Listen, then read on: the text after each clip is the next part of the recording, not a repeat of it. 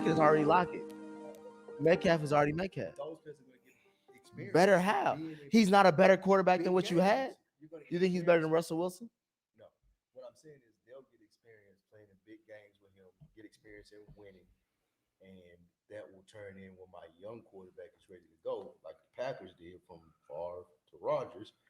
I got a good team with a young quarterback. You are gassing up this whole Seattle situation. If you bringing up Favre and Rodgers, as far as Geno and whoever the next nigga is, Geno ain't the long term, bro. You draft a nigga. You drafting a nigga. If you're not willing to pay him, you drafting a nigga. That's all I'm trying to say. To me, Spike, either you're in the Geno business and you extend them for years, or you go get you your rookie QB and move forward. Because you picking top 5. Nah, it's not. I got a team where I can compete. I'm only saying that because you picking top 5. And that money, yes, yeah. So yeah, I take the quarterback this year with my top 5. But the money but that I still can pay Geno like 25. Why you doing no? what? But the money That's that you still would pay Geno, you can go bolster the roster even more. Exactly. What do you mean no? So hold on. Let's let the man introduce the show. First off, I sincerely apologize for but I guess I gotta hopefully turn y'all mics on. Because they can't hear Spike or Nick. Hold on, I guess. Hey, booyah! Yeah, I'm gonna use the restroom. Yeah. So let me see. I don't know how this is gonna go, y'all. I'm gonna be perfectly honest. Yeah, we're an hour late because the mics were popping, and not in a good sense either. Nah. And clarify for the millennials, Ken. And I kind of rigged something together, but as you can see, we may not have. I'm sending Shelton the link, but I don't know if we're gonna be able to hear him. We probably don't need to hear him. And I got to see if I can go ahead and fix Nick's mics and Shelton and Spike's mic. Real convenient for Shelton. Yeah. After that week that Miles Sanders had, So let me inspired against it. Yeah, I just sent it to him. But I was hearing some feedback, so I'm gonna pop in here real quick and see what's what. Spike might be good. Say something, Spike. Mic check 1 2. Mic check 1 2. Mic check. All right. Yeah, Nick sounds fine. Mic check. I'm good. Yeah. Can you hear me too? Okay. Yeah. I guess we good. I guess we got it. We can get through it then. Yeah. The biggest question is, will we be able to hear Shelton? I just sent him the link. We'll see. Don't nobody want to hear that nigga. After the Miles Sanders, man, that y'all didn't laugh hard enough at Q's joke. That was one of the funniest. What he said? Are you talking about when he said Q he logged in and the first thing he said, why Shelton looked like he just got through watching Fruitvale Station? Man, that was just you just over here, bro. That was funny as hell. I guess so. FIFO is returning, but yeah, I don't know. It was working and then it wasn't. So there's no telling what happened, and yeah, I just put something together. So we're gonna make it do what it do. We here, and we're gonna keep going. Here go FIFO, y'all, and there goes Shelton.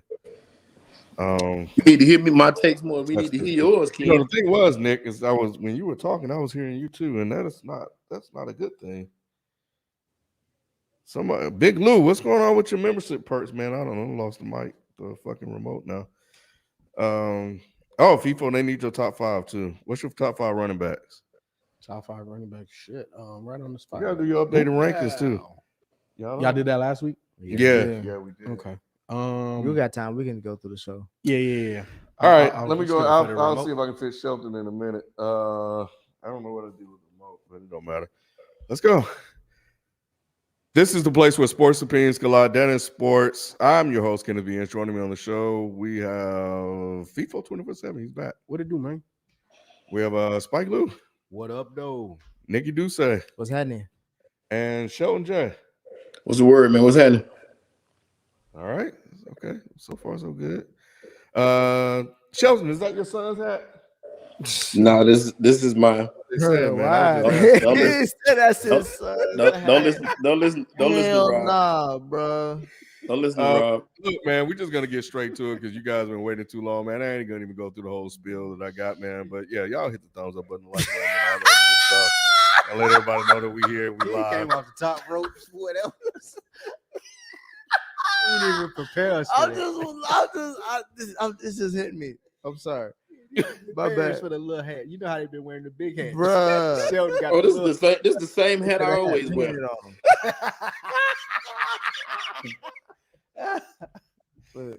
Oh man, he had to turn it around. Boy. I had to turn around so you can see it, but this is the same hat I always. Let me explain something to you all. Fashion is never going to be a question. Don't worry about my fashion ever. Yeah. My fashion should never be a question. Ever. It wasn't important. It's not. Let's get to the highlights of the weekend. There was a lot of things that happened this past weekend. Even a lot of stuff that happened yesterday, even too, with Monday Night Football. Yep. So I want to get to the first and foremost because we got Mr. Miami here, Mr. 305 over here. What they do? So of course we had it's Hot Take Tuesday, FIFA. I hope you don't know that. So while you coming up with your list so we can get the rankings and shit, I want to ask you because there was a Sunday Night Football game that was the world was watching. Mm-hmm. Ken, I don't know if you was watching. Sheldon, I don't know if you was watching. Sheldon watch every game. He watched every game, so you should know. It was the Dolphins and Chargers at LA, and there was some shit that we saw in that game. Yeah. FIFA, I'll turn it to you first. Mm-hmm. Did the Chargers win? Did the Chargers win? Their win over the Dolphins prove that they fucked up? I mean, they proved that the Dolphins fucked up by not taking in the 2020 draft by not picking Justin Herbert. Of course, I think they instantly regretted not taking Herbert. So, yeah, draft night. Instantly not, draft night, you say? Or instantly once they got to the season. Okay. once they got to the season. And we saw what Justin Herbert was. Because remember, Justin wasn't supposed to start week 1. They punctured my guy's lungs, Tyrod Taylor. Fucked them up. And then from there, Justin started week 1, and it was like, oh snap, this dude way better than what we thought he was going to be. So I think from the moment that they actually took the field, they felt instant regret. Maybe not everybody in the Miami Dolphins organization, but definitely the head coach that was there. I can't think of his name. What's his name? I'm bad with names. You talking about Brian Flores? Flores. Oh. Yeah, I think Flores and them, that regime, instantly regretted that situation. But at the end of the day, man, look, when we're looking at these quarterbacks from a physical standpoint, two different tiers. Doesn't matter how good or how accurate Tua is, doesn't have the arm strength that Herbert got. Every throw Herbert throws is a tight spiral. It doesn't matter the arm angle, doesn't matter if back foot, like Herbert is just an alpha where Tua physically is not. Sheldon, what did you take away from that Dolphins Chargers game? The fact that the Dolphins we can't hear him. They can't hear him. Oh, well then, Lou, what did you take? What was your takeaways from that Chargers Dolphins game? My takeaways: the Dolphins are in trouble. Tua's had a great season, but he still has to finish. And the reason that I say the Dolphins are in trouble, they got the Bills coming up. They have a pretty tough schedule. So the being 8-0 and undefeated in the games coming into this before the concussions, the games that he finished, like all of that sounds good. But if you don't win these last 3 games and you don't go to the playoffs and you in the position to do so earlier in the season, they're going to bring the questions back up at the end of the year about Tua. Is this the quarterback that we need? Is this the guy? Should we be drafting a quarterback? Do we know? Can he stay healthy? If he can't close this out, it ain't gonna be good sledding for Tua. My thing with the whole thing is like, I told y'all, I was like, once they faced the 49ers, or I think it was after that game, I was like, moving forward, we going to, like, everything that people have been saying about Tua will be proven right or wrong throughout the rest of the season.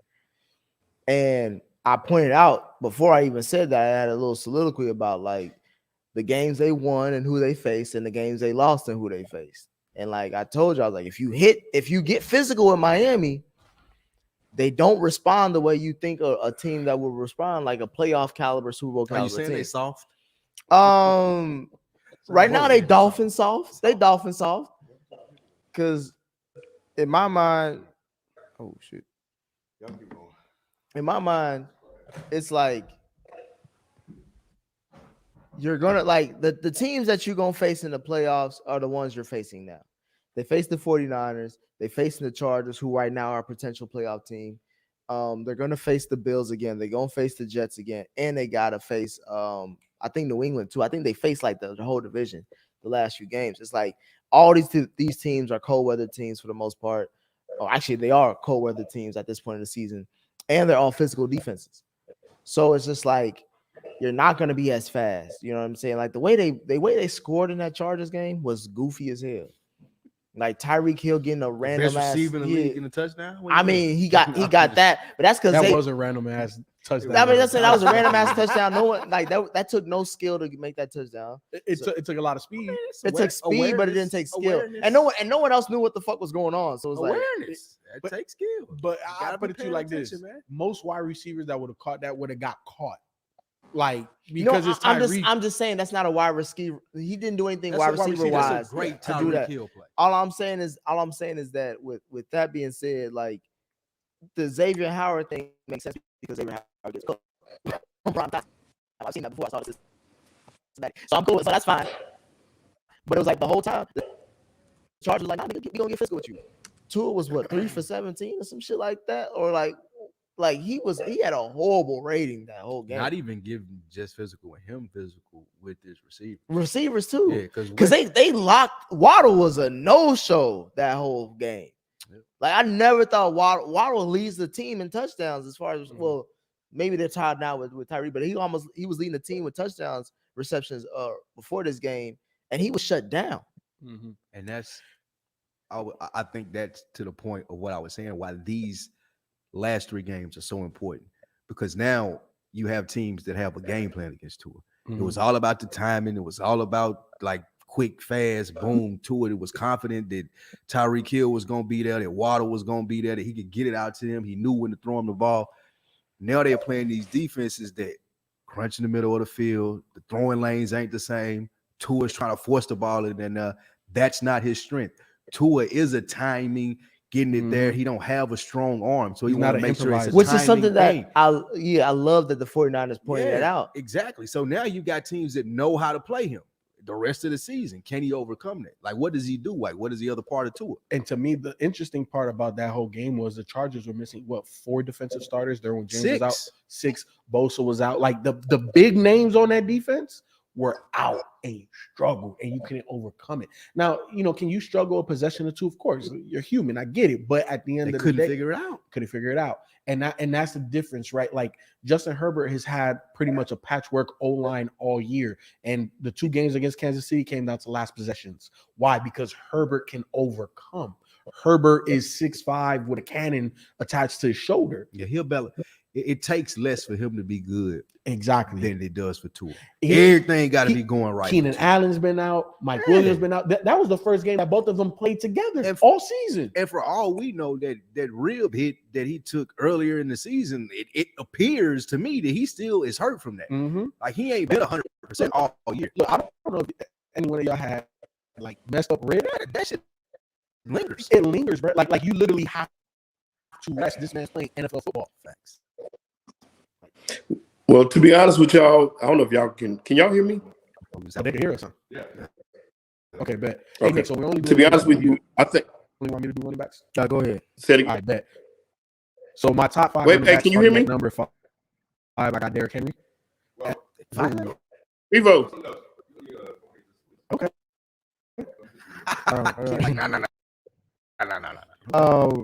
But only running backs. We're not doing it. We did everything, so you're gonna go through the whole thing. Oh, okay. But we'll say that for 365 then. No, come on, I can go through them. That's not an issue. Lou, I'll pass it on to you. Moving on, as far as speaking of this team, playoff teams and what they've shown, we had another playoff match with the Giants and the Eagles. Was that a playoff match? Right now, those are 2 playoff teams. I was going to ask you, did Jalen Hurts lock up the MVP with his win over the Giants? As a Jalen Hurts fan over here. Yeah. I don't know if he has locked it up, but I will say that he has definitely enhanced his chances. But before coming into it, I still could have been on the fence as a Jalen Hurts fan, as you said. I still could have been on the fence. However, after this week, having this many games that they went with just 1 loss, you would have to be hating to say, because he every week shown up and done his thing, whether it be running the ball. I think he got 20 touchdown passes. He got 10 touchdowns running, 150 yards a week or so ago. They lead the division. Yeah, it's an MVP season. He's had a great season. I don't see anybody else that has done it consistently throughout the year. So, yeah, I think it's his award to lose. Would you say the same thing, FIFO? What was that? What's the question? As far as like Jalen Hurts, did his win over the Giants lock up his MVP season? I definitely think he's top 2. To some people, maybe top 3, but I don't think he's the surefire MVP. Who do you have over him? I think Mahomes. Really? Even though he threw 3 picks last game? Come on, it's Mahomes. It's kind of his style of play to a degree. And then you look at like they've been a championship contender for the last 3 to 5 years, right? Like ever since Mahomes took over. And you see them go through lapses because they kind of like play with their food. Like they're just not as engaged right now because the games don't matter like that. You know what I'm saying? And we see them go through these lulls and these lapses. But you take Mahomes off of that team, it's not a playoff team. Not a playoff team. Kelsey's amazing. And Kelsey, I think his numbers wouldn't be where they are. He leads the league in touchdown receptions. He wouldn't be that, but he would still be, a top tier target, but he wouldn't be what he is. And the rest of that team, that secondary is that defense is not good. They have a guy. Who they defensive tackle? I'm bad with names. Who? Chris Jones. Jones. Oh, you talking about Chris Jones? Chris Jones. That's all they got. That's all. Who else? L'Jarius is starting to pick up a little bit as a corner. You know what I'm saying? He is their number one corner. Outside of that, bro, like that team on that defensive side is but trash. that's the thing. I think the thing that we forget about with Patrick Mahomes is that he's always played with a shitty defense, though. He has. So again, but that adds to the value of what Patrick Mahomes brings to that team. We look at if we swap out Patrick Mahomes and Jalen Hurts, you think Kansas City is where they are? Nah, I do not. And the Eagles will be undefeated. But I mean, you can say that about a lot of teams. I'm just saying, I'm just saying, like for I'll give Jalen Hurts this credit. Like you said, Lou, like he's been the most consistent quarterback throughout the whole season. You can't say that even about Patty. You can't say that about Burrow. You can't say that about Allen. You can't say that about damn near anybody, maybe outside of who else is having a good season. I mean, shit. Patrick Mahomes is the closest. He's the closest one, but he ain't even been consistent. What I would ask, what would Jalen Hurts have to do for you to say he's the MVP? Win the Super Bowl. It's too late, dude. Yeah, I don't think like so. You don't. Well, I just think he needs to have like a like game, right? Like the one damn game to me was that Green Bay game. That Green Bay was like, oh damn, like it's a lot to try to scheme for him, right? Like he exposed them. I think he had 100 yards rushing in the first quarter. You know what I'm saying? Like that's an damn game. I don't think he's had enough of those. I think that even in his good to great performances, we still had question marks about quarterbacking. He still hasn't, again, just had that damn game for me, like all the way around. Like now, that's why I have him top 2 though. Like I know I'm nitpicking him right now, but he's still top 2. The only person above him, in my opinion, is Pat Mahomes. There's nobody else that has been playing consistently at the level that Jalen Hurts has played outside of Pat, even with the ebbs and flows and the dips of Pat Mahomes. But what he does is just is too spectacular.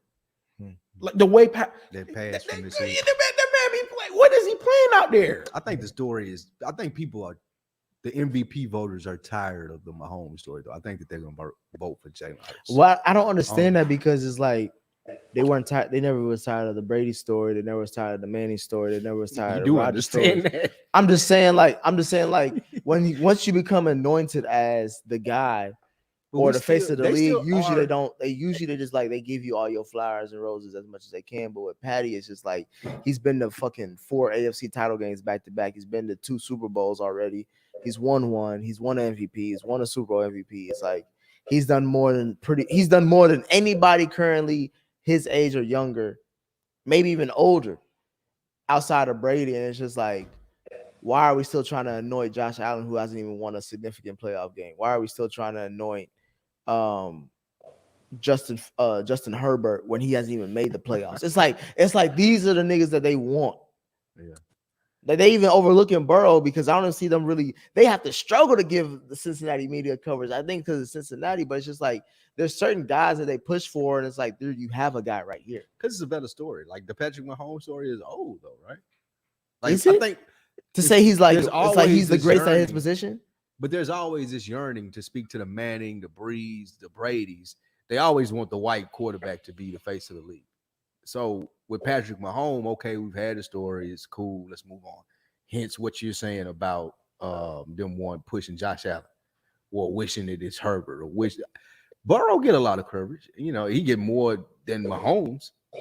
I don't think so. You don't think so? Mm-mm. I think it's clearly Mahomes is the best. And I'm only saying it because they want to see Mahomes lose. They want to see Josh Allen beat Mahomes. That's this whole year media-wise has been set up for like once Josh Allen beats Mahomes, he is now the best quarterback in the league. Yes, it has. 100% I agree. But until then, they can't say that shit. But to the Jalen Hurts point, I think that he's done enough to be the MVP right I think so. Because like you said, the consistency. Because it was only because Patty fucked up. With that being you hear me, Ken? Oh, yes. Perfect timing. With that being said, though, I will say this. Of all the 32 starting quarterbacks, he's got the easiest job. I may disagree. He got the most. Wait, hold on. Before you go to Shelton, why do you disagree? He arguably has the best O-line.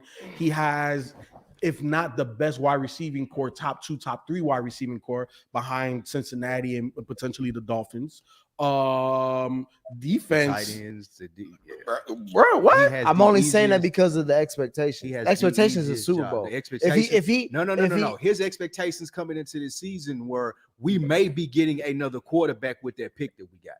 They didn't even expect him to be able to hold that job. You telling me Philly did not expect him to make it to the playoffs? They didn't even expect him. They didn't make it to the playoffs because we all picked Philly to win the division. That means they're a playoff team. Up that playoff and they were a playoff team last year. Right, and he stunk it up. And they only expected him to be able to hold this spot until they found their quarterback. Don't do that. This is a prove-it-year contract for him to prove that if he's a franchise QB or do we need to go back in the draft. He proved that in week 8 when they were 8-0. He was already proving that he is a franchise QB. No, the job got harder then because now it's like now that we know that we can win with you, now you got to win us the fucking playoff, like take us deep into the playoffs. Now I think outside of Patrick Mahomes, we expect the Eagles to get to the Super Bowl. No, they could lose the first playoff game and no one will be shocked. Sheldon, would you be shocked if the Eagles lose wild card week or first round in the playoffs? Get a bye in the first or divisional round in the playoffs?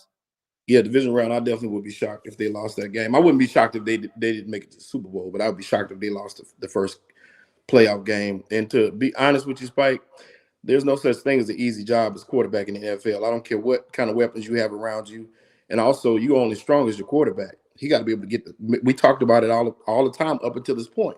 The whole argument against 32, his is the less difficult. It may not be easy, like you're saying. You're absolutely right. There are no easy jobs. All quarterback jobs are hard in the NFL. If we're ranking them 1 to 32, Jalen Hurts is at number 32. I completely disagree with that. But at the same time, when we talk about that, you got to talk about the fact that you make it easy.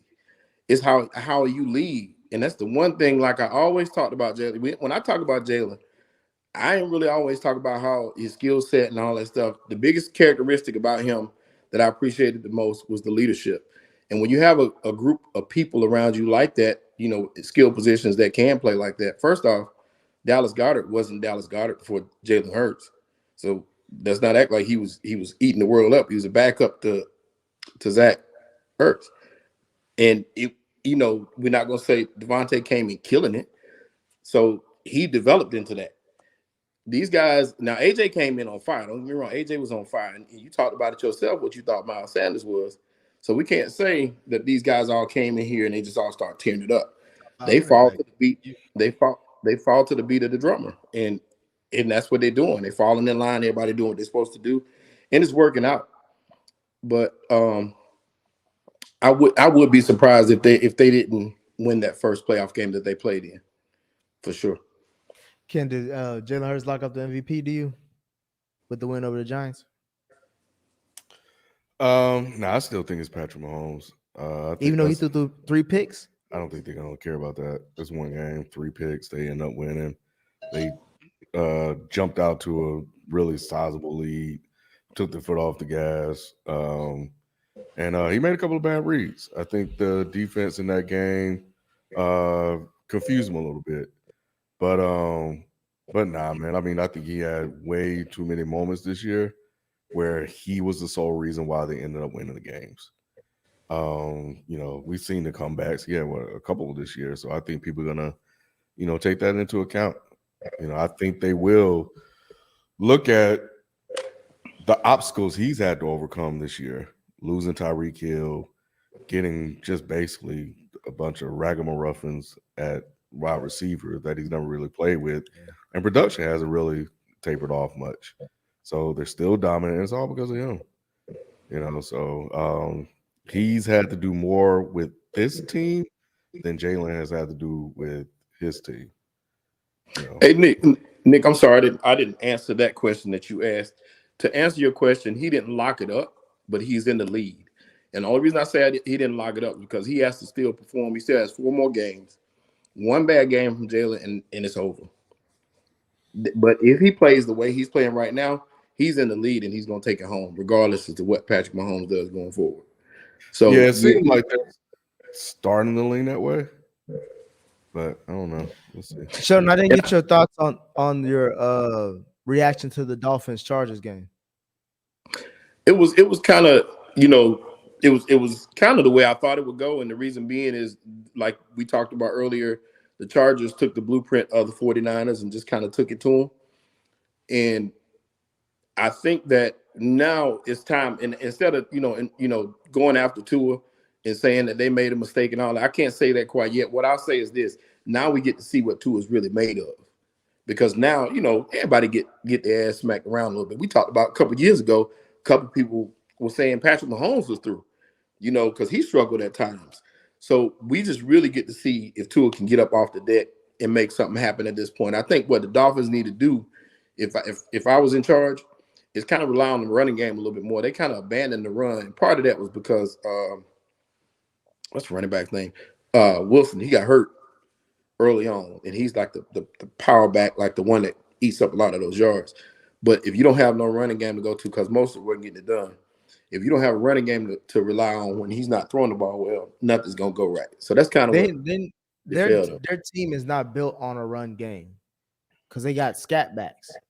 Well, they got one. Like I said, they got Raheem Mostert, and then they got Jeff Wilson, who was Jeff Wilson is for the 49ers. He ain't doing shit. He's playing. No, he just got hurt. He's playing well. Jeff Wilson can I saw him. He played in the last game. He played against the Chargers. No, he got hurt in that game. He got hurt in the first. He got hit. That's what I'm trying to tell you. They got physical with that. I'm saying they got track meets. If it's a sunny day or warm weather, yeah, they gonna bust your ass probably. Mm-hmm. But when that shit get cold, when they got to go to Buffalo this week, when they got to go to Cincinnati anytime, you know what I'm saying? They get slapped around, kid. They don't know what to do. Yeah, they got to go to Buffalo this week, and it's really gonna be telling to see what's gonna happen in this Buffalo game. But Tua gonna have to step it up. What was your thoughts, Ken, on the Dolphins Chargers? Tua looked terrible. That probably should have been the name of the show title. He got bailed out because the receiver tripped on that one touchdown he threw. I'll take it. Mm-hmm.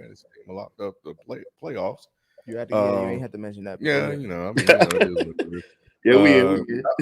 two of my best players. But he looked bad, and I was waiting for Staley to fuck up. He got it within a score, but yet they couldn't do shit with it to kind of put pressure on Staley, because Staley was right there. He'd always be waiting to give up a game. Yeah. He'd give it to but and I thought that touchdown that they had was gonna really turn things around. But whatever they were doing to him defensively, and the coverage that they were playing on, because sometimes it looked like there were 3 guys on Tyreek at one point. He said what they were trying to do defensively. I heard Dan Orlovsky say this. He said he talked to the defensive court. Said they were trying to play what the 49ers did and what they were trying to do. They tried to play a triangle in the middle of the field and do inside leverage. And that way, because everything that the Dolphins do is based on timing. That way they were getting in the way of the routes and throwing off Tua's timing. And they were saying Tua doesn't like to throw to the outside numbers. So by the time that they realized what they were doing and trying to adjust, Tua was forcing the ball, hence him looking so bad. He hadn't had to do that all season.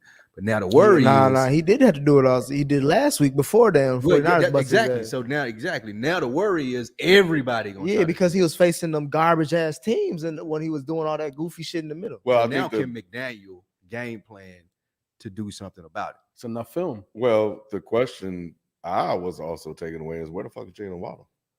I heard you call him out. He couldn't do shit. He was locked up. And so you're probably facing more single coverage than Tyreek Hill. And he was, but to what Spike just said, Tua doesn't like throwing outside the numbers. So if you have one-on-one, you're not going inside. You got to throw outside. He can't get it. That's not a Tua thing. Tua is about timing. Tua is about short routes, letting the wide receivers do what they do inside. Like think about the 2 plays that really killed the 49ers the week prior. They were all in breaking routes. That first play from scrimmage was a slant on the inside off of some motion shit, and then the Tyreek one was a post. And he had him too. He beat him. Gone. So if you take away that middle and leave Jalen Waddle one-on-one, and you got to throw it out there. Come on. We've seen throughout the entire season, these wide receivers have to, shit, where's they get here, bro? Okay, dude. It's a punt. A lot of, because he doesn't have that type of arm strength.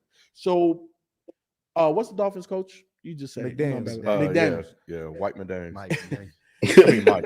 Sorry. He's done an amazing job to tailor this offense to the strengths of Tua. But now defenses are now catching up, and now they're going to have to go with plan B. And the defense is going to get harder too. Yeah. Oh, 100%. It's Because colder. Sauce going to lock up that little boy that y'all keep on trying to say is top 5. Because he locked him up the first game, and I was without Tua. Hey, all I know is that he leads the league in receptions. That's all. We're going to see if we can lead the league in the receptions that game. And yards. And tuds. Nah, he don't lead the league in touchdowns. Just yards and receptions. I'm just saying, like, he ain't going to do shit. He scored 2. Because Sauce going to lock him up 25 to life. That's all. Just yards and receptions. 2 out of 3. Moving on, we talked about the team that beat them week before as far as the Dolphins, the 49ers. 49ers busted the boy ass. Yeah, what about that boy Brock Purdy though? hey, hey, this right here, man. This is gonna be the controversy of the summer, depending on how far Brock Purdy can go with his roster. Now, the beginning of the season, got to see nothing else. I don't even need Jimmy G to come back. Brock Purdy is my starter. Bro, see this the part I don't understand, because you have a good game and you get all the praises of Brock Purdy, but we get on Tua. Tua had a great season so far, but he has a bad game and he's not the answer. How can we give Brock Purdy so much praise after 1-2 games? Come on, let's see what he can do. The last 2 games, Tua have been awful, and they haven't been able to adjust. I was being facetious about Brock Purdy because I didn't not necessarily you, Spike. I'm saying in general. That was directed at you. I'm sorry. Well, I was saying that about Brock Purdy because he was Mr. Irrelevant, though. The last pick in the draft, I didn't expect him to be able to. Like, he almost looked as good as Jimmy G. So I don't know if that's a shot to Jimmy G or credit to Brock Purdy. But yeah, both can be true. Tua was getting some damage. So I know you didn't mean that to me specifically, but as far as me responding to it, I didn't expect that out of Brock. Tua been hyped all season. I didn't expect that at all. I ain't gonna say that. I didn't expect that out of Brock. I'm gonna take it. What we do that? I'm waiting for the end of the season to say what I was about to say, Shannon. That's what I was. The media does that to a lot of these guys, man. They do. Like I said, they did the same. We talk about Jalen Hurts like that all the time. Like, he played 8 games with 8-0, and people were still questioning whether he was the quarterback of the future for that team. We take a Brock Purdy and we anoint him as the guy. We did the same thing because we've seen 8-0 teams before and they not douche in the playoffs. I told y'all this earlier. I was like, the last 2 8-0 teams that we've seen have lost in the wild card round or the first round of playoffs. That was the Steelers and I think the Cardinals. I'm fine with that part. Oh no, go ahead. I'm sorry. I'm just saying, like, just regular season don't matter. You know what I'm saying? Regular season only matters as far as like getting you to the playoffs. Once you get to the playoffs, it's all anything can go. Anything can go. So you're only going off of who you trust in those moments. But with the regular season matters because you have to be. There's so many things that happen in the regular season that give you what you need for the playoffs, right? Like an identity, who we are, how do we play, have we been down before, have we overcome. As a teammate, man, you remember when we had this bullshit, whatever, we overcame that. Come on, man, let's go in this playoff game. Let's overcome it again. There's so many nuanced things that happen in the regular season that I feel like you're just being so disrespectful by saying the regular season because Jimmy G record, right, as a starter is phenomenal. Does that mean Jimmy G is a phenomenal quarterback? No, Jimmy G. Okay, so wait, hold on. Jimmy G has been part of 2 great organizations. 2, but exactly. So do you credit the organization and what they surround him with, or Jimmy G? No, the organization. But a lot of people will say Jimmy G is a part of the 49ers. Without Jimmy G, the 49ers do not have their greatest days and times, right? No, at least in the last few people have said this. No. That's why they say, look at Kyle Shanahan with Jimmy G versus all the other quarterbacks he's had. Outside of these last 2 games with Brock Purdy, he's been shitball as far as overall. So that's what I'm saying. People credit these things to quarterback. Who was Kyle Shanahan shitball with? He was with Nick Mullins and Brian Hoyer and. Let me ask you this. You say regular season doesn't matter. January the 9th, the Eagles have the option to extend Jalen Hurts. This is before the playoffs start. This is based on the regular season. Do you think that they're going to extend this upcoming year? January the 9th, 2023, they're going to have the option to give him more money, like $20 million more, or not? Just be like, okay, we're going to take a quarterback. You don't think that GM in Philly is going to take flack if they don't re-sign him based off what he's done in his regular season? Honestly, you're asking me the $1 million question. Would you resign him right now? I only want to resign him after the playoffs. I'm gonna tell you, hey Nick, I'm gonna tell you, I'm gonna tell you that's fine. No. I'm saying that because of this. I'm saying that because of this.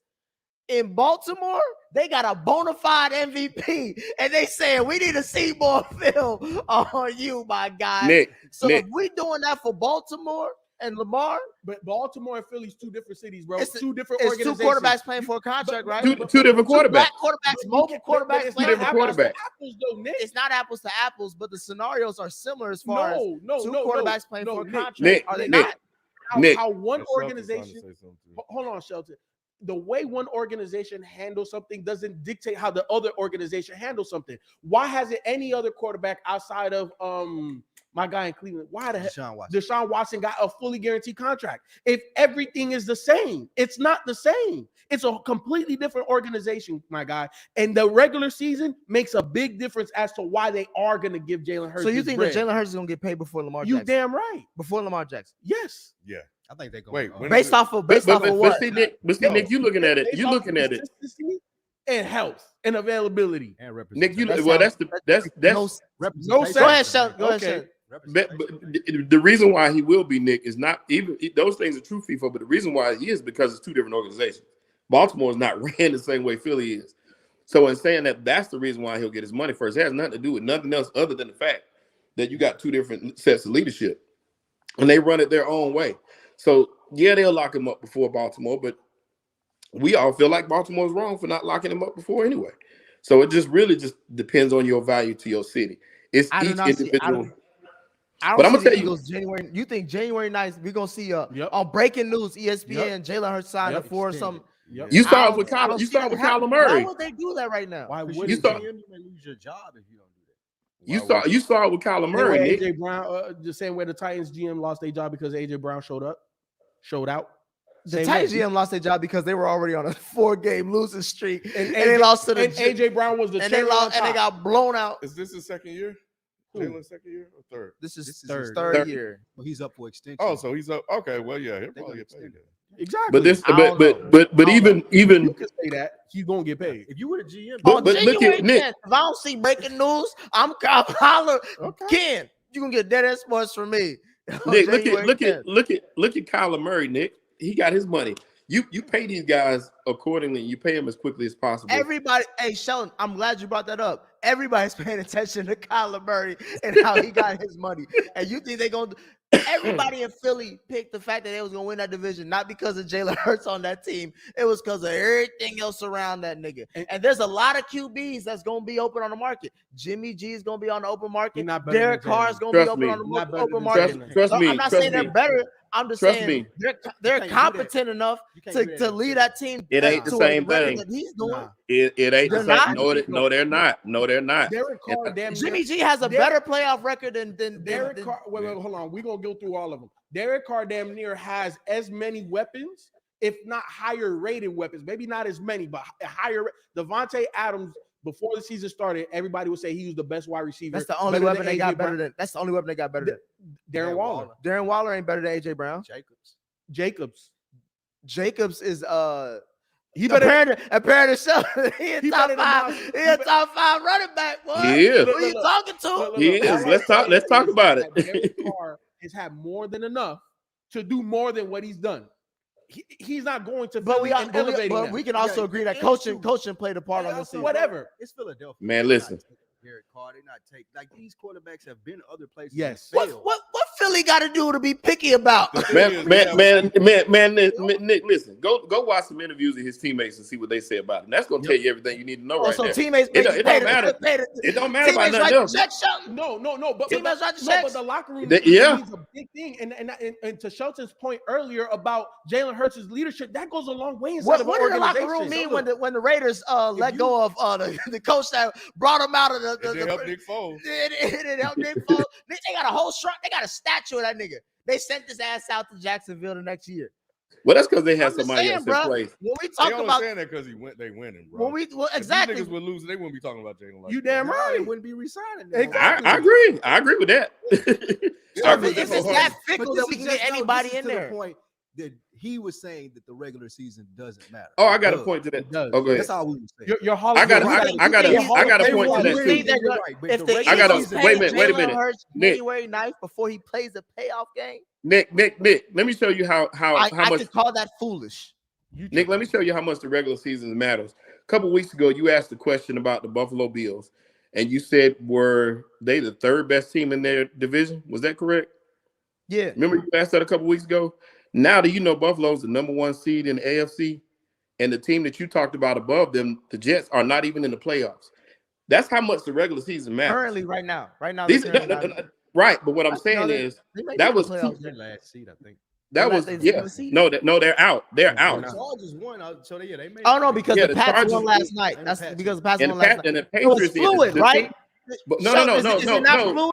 No, I'm not saying you're wrong, but what I'm saying is this is how much the regular season matters. We thought 2 weeks ago that New England was the worst team on that side and had no chance, but they're in the playoffs.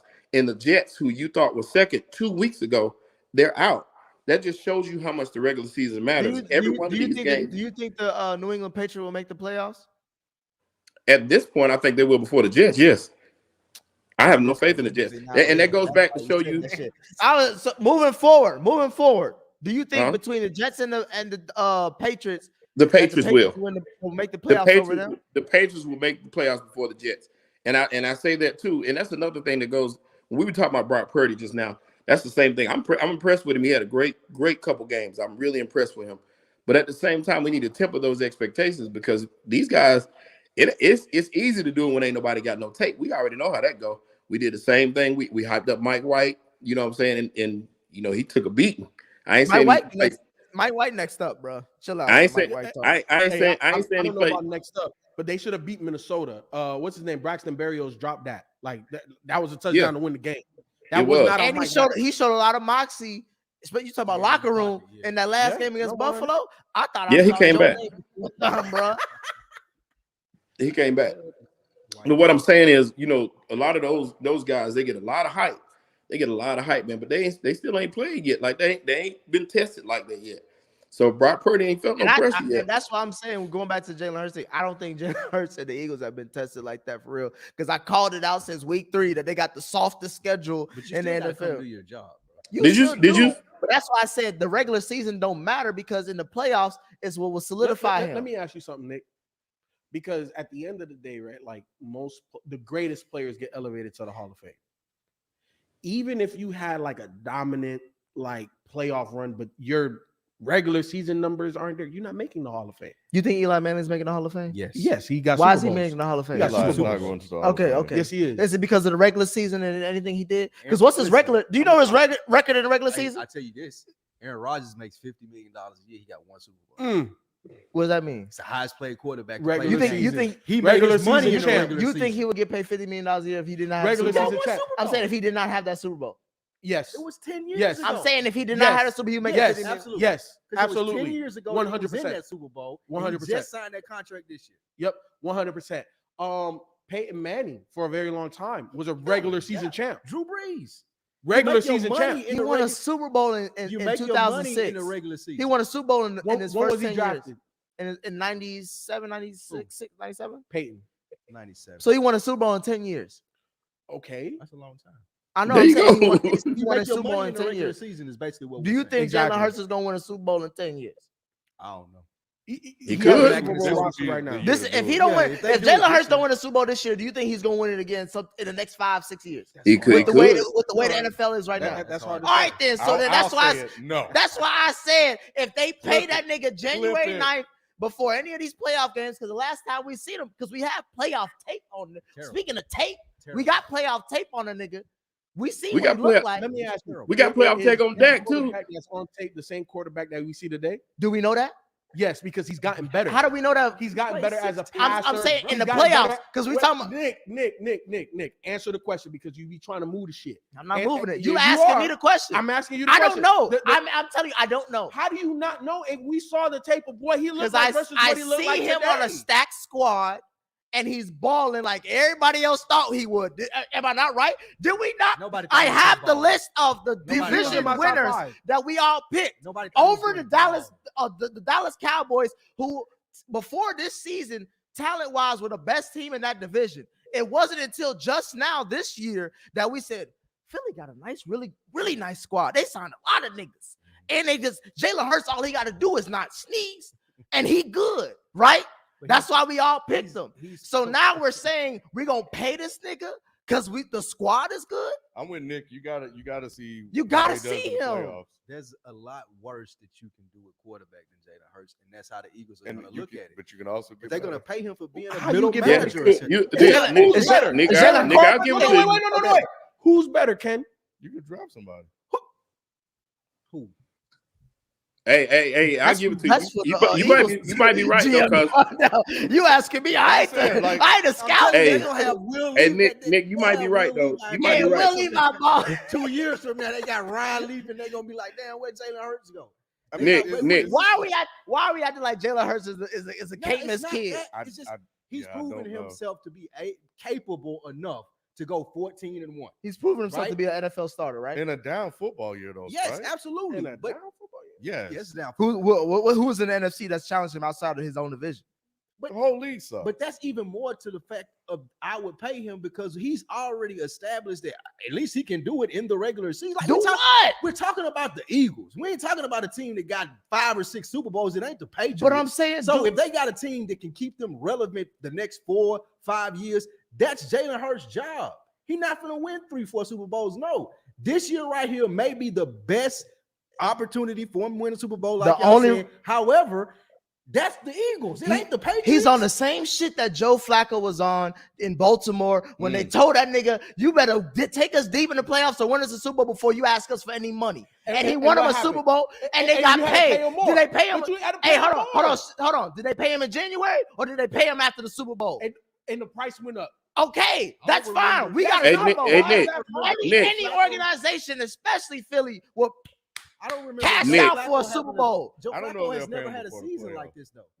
Joe Flacco hasn't had a season like this. He had a good playoff run. Of course, I'm not going to pay you before the playoffs if you ain't done nothing in the regular. They won like 12 games. 9-5. They won like 12 games. I think the thing here with what they have in Philly is that they designed this whole offense around Jalen Hurts. If we have something that works, of course, we're going to put the faith in the system and think that maybe it'll work this year. Right, but I think they'll probably end up looking at signing him after the playoffs. But, I mean, if you designed this whole system around him, like you have to think long-term, is this how you want your system to run for the next 4 years, whatever length of contract he gets? Yeah. So that's the question they got to ask. He's proven to be durable. He's not hurt in every other game. He's going to be there. You know that. So if you can be relevant with Jalen Hurts for the next 3-4 years, then why wouldn't you extend him? What you going to do? Bring in a rookie? Go for it. Nick might be right, though, because Dak sure got his money and ain't done nothing. So we can't. And again, but he never. What was the other? Hey, Shannon, how many playoff wins does Dak have? I don't know. You don't know how many playoff wins he has? I can count them on one hand. Okay, you one finger, right? You got one finger.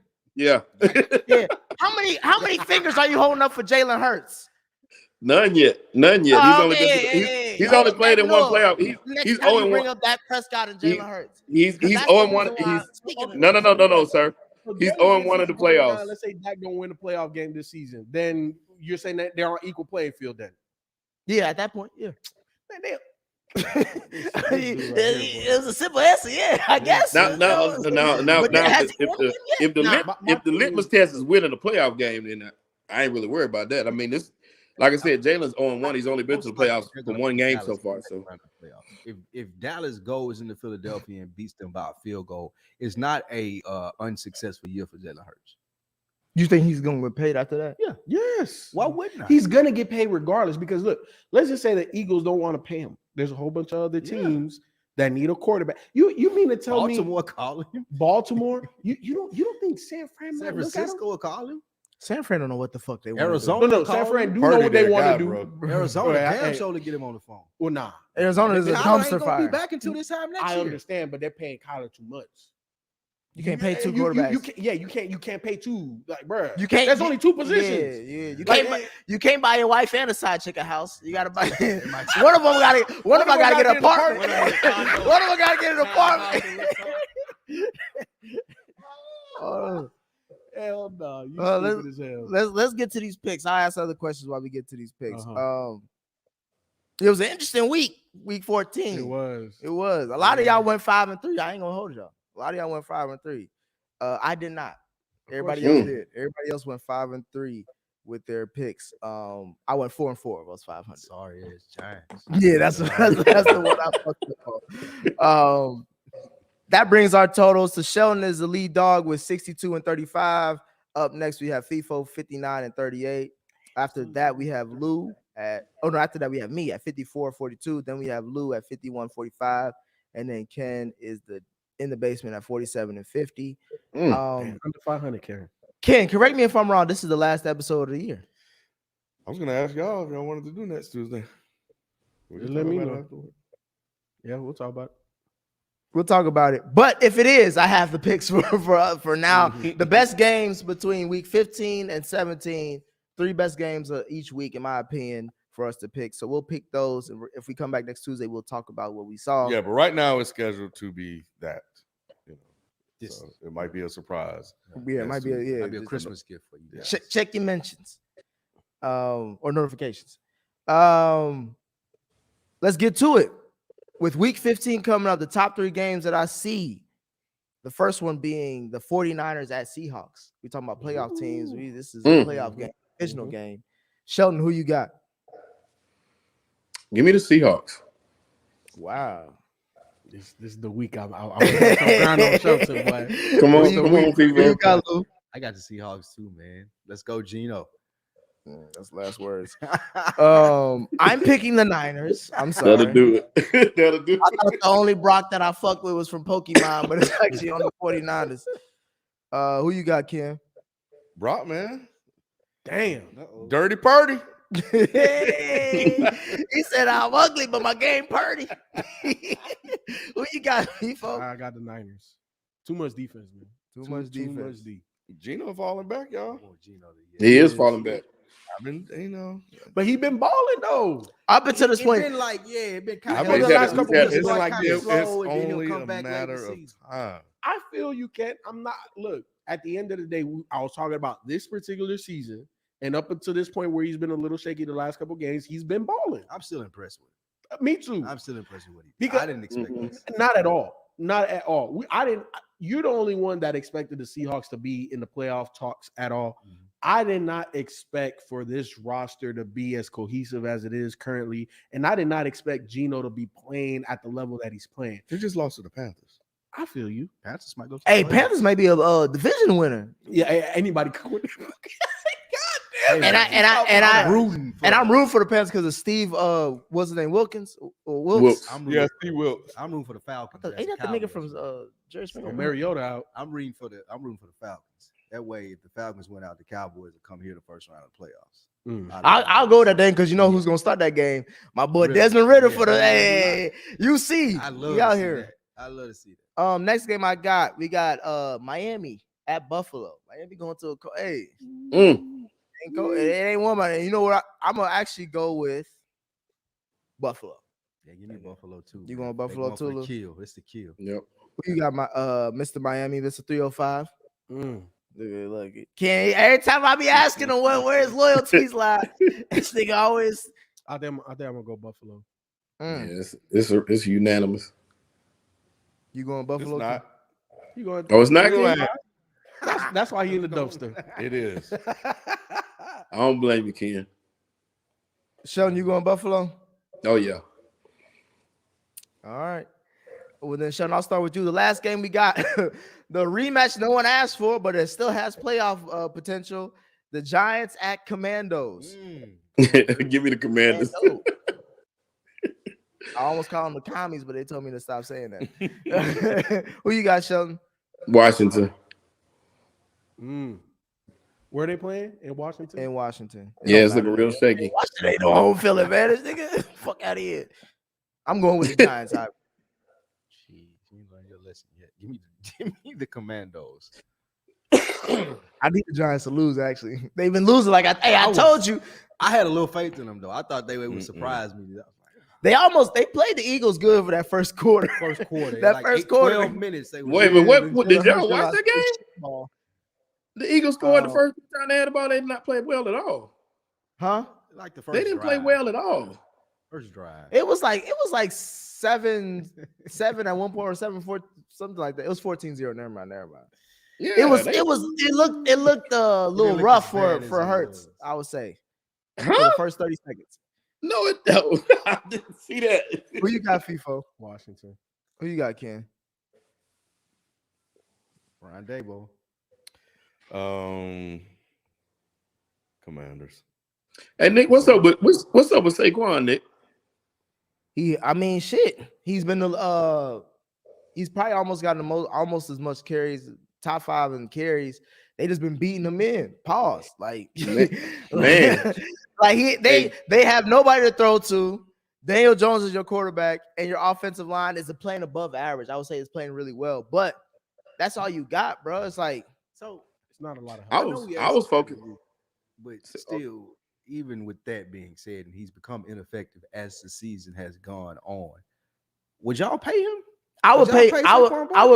I would pay him because I'm letting Daniel Jones walk, and I would pay him because if you want to have a rookie QB, what's the first thing you want to give him? He ain't playing one tackle. I'm not saying you pay him a ridiculous contract, but you pay him something reasonable. He gonna want ridiculous money. He ain't gonna want ridiculous. It's the only time he gonna have to catch. If he wants ridiculous money, you saying no? Yes. Okay. Yeah, I was talking about. I was talking about another team that will give him ridiculous money. I don't think there's a team in the NFL. His injury history and you can't pay him. Who? You can't pay him ridiculous money. Yeah, you can't. Like, think about it. Winning organizations don't have more than maybe 1 or 2 bad contracts. Maybe. Saquon is instantly a bad contract if you give him too much money. A good organization is not going to give him that. You know what I'm saying? They're going to negotiate. I'll say a 3-year, $30 million contract, 20 guaranteed. Yeah, something like that. Yeah, you keep more incentives.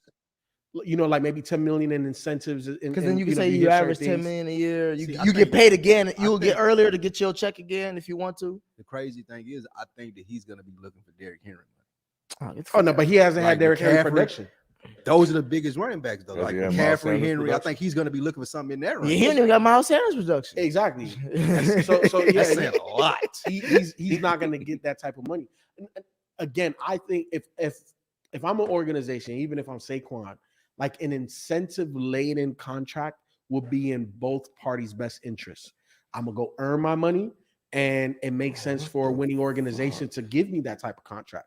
Because at the end of the day, right, like life of a running back, like he's going down. This is his last check. This is his last big check as the guy, right? Like, because he could probably still linger being a second or third back and stuff like that, but being the guy on a competitive team, take that incentive-laden contract. Would a terrible team overpay? Yes, of course. That's why they're terrible. Texans. Yes, that's why they're terrible. They probably would, but they got Damian. The Texans got Damian Cardinals. Pierce. Like, I think the Lions would give him some money. The Lions already got Swift and Williams. But it's Saquon Barkley. But you know what? But the Lions as an organization are turning around. Yeah, they're turning around. So it's like, why take bad contracts? Yeah, I don't need a face, though. Like, I think some team is paying for a face and won't maybe the hope that he right now Goff is the face. That would be the only problem that the Giants would have is some team coming in trying to overpay. My thing is take that small contract. My only reason why I say pay Saquon because you're gonna let Daniel Jones walk. It's between both of them, I'd rather keep Saquon. Both of y'all kick rock. You know what team I would think would overpay just because it's been in their nature to overpay and it fits what they would want to do. Again, depending if the head coach stays there. But the Rams. The Rams make sense to pay him more. Exactly. That's a great place. Exactly. I got Baker Mayfield and I got Saquon Barkley. I can sign Odell. Yeah, no. Odell retired. Odell's like, who your quarterback? No, I'm good. Moving on. Week 16. We have the Seattle Seahawks at Kansas City. He also may be playing for the season at that point in time. Yeah, they are. Kansas City. Who you got, Ken? Yeah, it's easy. Everybody got KC? Yeah. I thought this was gonna be a little doozy, a little teaser or something. Pat Mahomes, man. Patty at home. At home. Come on, bro. Yeah, no, that's not. Can't ask for. You know who broke that streak as far as Pat Mahomes being undefeated in November, December? We know. I'm asking, did y'all know? It's a fun fact. No, it's not a fun It's not that fun? No, it's not that fun? Yeah, okay. Go ahead to the next game. Yeah, I heard you had a lot of fun in Cincinnati. I am having fun with Matty in Cincinnati. Speaking of Cincinnati, we have the Bengals playing against the Patriots in New England. Playoff teams, Patriots will be fighting for a playoff spot to secure their playoff spot based on Shelton. They're going to get that playoff spot over the Jets. So who do y'all got? Bengals. At New England. Bengals. You picking the Pats? Son of a bitch. Shelton, who you got? The Bengals. Who you got, FIFO? Bengals. Ken? It's Belichick. Bengals. Hey, Nick. Sometimes he'll look good, sometimes he don't. He looked good. Hey, man. Towards the second half. Yeah, he looked decent. I watched that whole game because I had in my other fantasy league, I had the Cardinals defense, and I was on fucking edge of my seat the whole game. Matt Jones is tired of Matt Patricia calling the plays. He like, bro, if y'all don't get somebody in here that knows offense, like you can he getting the plays late. It don't look like no cohesiveness. Somebody took a shot at him, and they had to clean that up. Said it was like run the ball, don't turn it over, something like that. Yeah, I think it was Matt Jones that said it, right? I don't know. I think he was talking about Matt Patricia. Like, I heard the announcer is say just it. like we running the ball vanilla, just run the ball. No, I know. I know like what's his name? Vance Joseph said that shit. The defensive coordinator for the Cardinals. He was like, they run their offense like your defensive coordinator called they plays. He do. That's what I'm saying. Conservative as hell. Yeah, he had to eat his words because they lost 27-13. But speaking of a great matchup, says a lot about y'all, coach. Week 16, the biggest matchup of the week, probably of the overall season, especially from the NFC side. We got the Eagles at Dallas. Eagles. Who you got, Lou? Cowboys. Come on. Sean, you said you got Philly? Yes. FIFO, who you got? I'm going Cowboys. I got to make up ground on Shelton. Ken, who you got? It's at Dallas, right? Is that Dallas in Cal? I'm gonna take Dallas in this one. Take Dallas. I'm actually gonna go with Dallas because Dak Prescott has to prove that he's top 10 at number 10. No, you top 3. He's top 5. He's top 5 in my mind. I thought you had him at 3. Yeah, no, I know he's top 5 in my mind. Oh yeah, well. But as far as the rest of us, they don't. Obviously, we all had a list that we didn't agree upon. So the fact that he drove almost 99 yards to a touchdown to win the game against who? Don't matter against who. No, it don't matter. It don't matter against who. But for the Eagles, they ain't play nobody. But now it don't matter if you. All right. What does Dak have to prove? Because it ain't the Bengals. Who has more to? I'll ask you a good question because that's a great question you asked me, or that's your scenario you proposed. Who has more to prove this offseason, Dak Prescott or Jalen Hurts? Dak has more to prove this offseason than Jalen Hurts. He already got the money. He already has the expectations. He plays for the most renowned franchise in the NFL. Did you not agree with me that coming into the season, Jalen Hurts is playing for his career? I had him top 5. I'm just saying, I know we talked about it. That's why I'm asking him this question, because I know we talked about it. Like, we all said that Jalen Hurts is playing for his career as a starter in this league because he's on a stacked team. Yet he's telling me that a guy who's already got paid, a team who's already invested in him, who already has a playoff win and playoff experience, is on who has more to prove. But see, Nick, where you missed the point though is there's no expectations for Jalen Hurts this offseason, this postseason. There were no expectations. I'm asking now. We're talking now because of talking to Shelton on his fluidity charts. We're talking about right now, what's going on right now, and updating everything right now. Okay. So who has more? Who is expected to win more? Dak. Yes. It's still Dak. He makes money. He plays for the Cowboys. He has to perform. He's been there before and lost. It's Dak. Like, Dak is going to get killed in the offseason. If we go to the playoffs and lose at Tampa or lose to it in Atlanta, like The whole offseason, you're gonna be hearing it's Dak average. Are they gonna trade him? You telling me Dallas is not used to losing in the playoffs? Like, you know what I'm saying? Hey, would that surprise you, FIFA, if Dallas lost? It doesn't take away the pressure. It doesn't take away. But it would have surprised you that Philly lost. That ain't what you asked. You asked about the Thank pressure. You. Right? Dak has a bigger bullseye right now. Hell yeah. I disagree. We'll see. We'll see. Bro, I ain't never heard a nigga who has to play for his career Jalen Hurts have less pressure. They could lose one game for the rest of the season. They could host a playoff game in Philly the second week of the playoffs and lose, and no one would care. Come on. No one would care. Because it's Jalen Hurts. It's not as big of a deal as that. Come on. Shelton, are you agreeing with this? I think that if they lost, they would be disappointed. But I do still think it's more pressure on Dak. And the only reason I say that is because Dak has been in the league longer and more is expected of the Cowboys than it is any other team in any other team in the league at this point. So yeah, I agree with them on that point. I think it'll be a disappointment if Philly lose that first game for sure. I don't think they're gonna let this season. The Eagles were wondering if they had a quarterback. Now they know they have one. Yeah. They know they got a quarterback. No, now they know they have a Super Bowl roster. They know they got a quarterback. They got a quarterback they're comfortable with, but I don't know if they think they got. But they didn't know that starting the season. So now, even if they lose the first time that they play in the playoffs, they can be like, okay, at least we got our quarterback. Now we can do this or fix that or hire this person. Let me ask y'all this: I think they got a scheme that works. If the season ended right now, the Eagles would be considered as a success. The Cowboys would be questionable. Yeah. How so? We win the division. What do you mean? Nobody's expecting NFC championship game or Super Bowl from this team. For the Eagles? Right. Yeah, right now. I don't do that. It's still a toss-up. Listen, I agree with Shelton. If the Eagles lose, it'll be a disappointment. That's not what I asked. But it's not the same like if the Cowboys lose. But I'm not even talking about that. I'm talking about the expectations on the Eagles exactly. right now.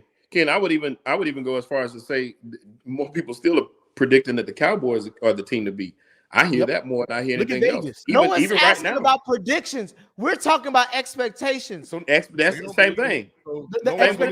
The expectations for the Cowboys is still higher than for the Eagles. Still higher. After all of this, yes. And I'll hand it right back to you, Shelton. No one believes in the Eagles.